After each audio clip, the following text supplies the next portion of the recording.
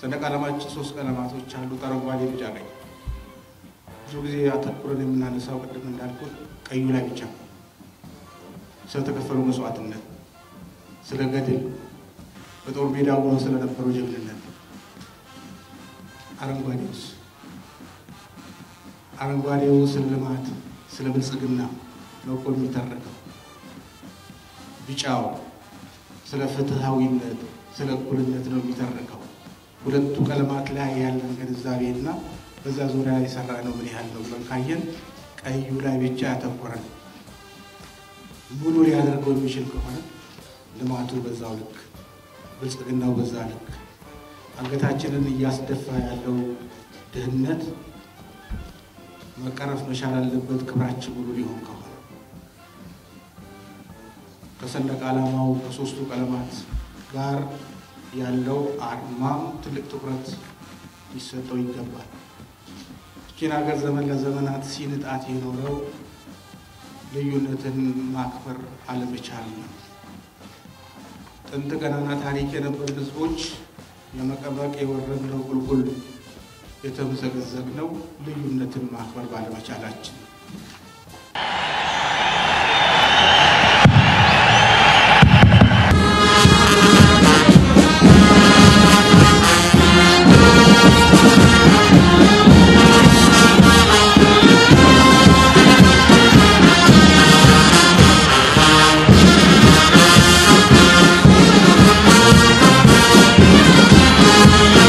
የኛ ሰንደቅ ዓላማ ያሁኑ የአዲስቷ ኢትዮጵያ ሰንደቅ ዓላማ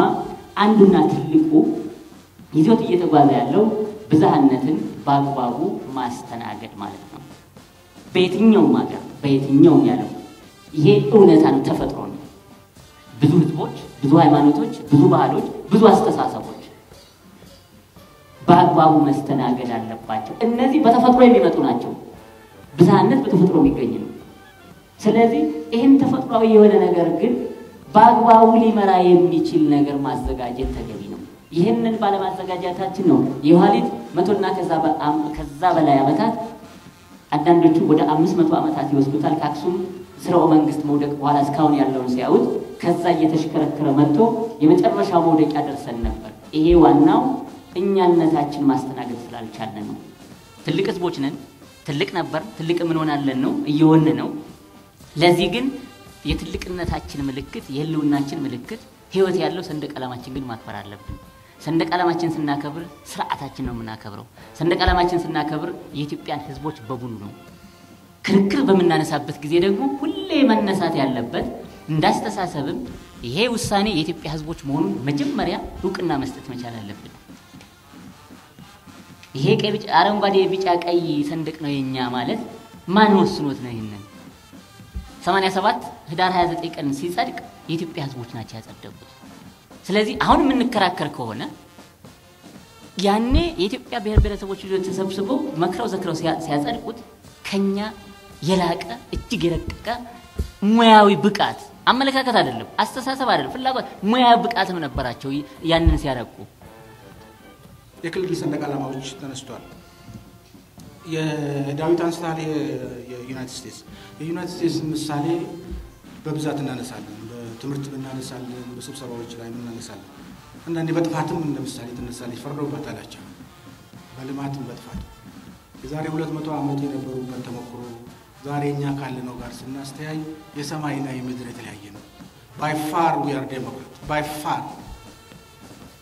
ጥቁሮች የመምረጥ እድል ያገኙት የዛሬ 50 ዓመት አካባቢ still today the black's life matters ይያሉ ሰላማዊ ሰልፍ ይወጡ የጥቁር ህይወት የጥቁር ነፍስ ይገዳል የሚል ሰልፍ ይወጣ ያለ ወደ መልካሙ ነገር ልምጣና ሰንደቅ ዓላማን ብንወስድ መጀመሪያ ዩናይትድ ስቴትስ የመሰረቱት የመጀመሪያው ፌደሬሽን የመሰረቱት 13 ናቸው በፊላዴልፊያ ነው ተገናኙ ፊላዴልፊያ ቃል ጉባኤ ነው በኋላ አድጎ ህገ መንግስት ይሁን እንደኛ 16 ሚሊዮን 60 ሚሊዮን ምናምን ህዝብ ይመከረበታል ጆይን ያረጉትም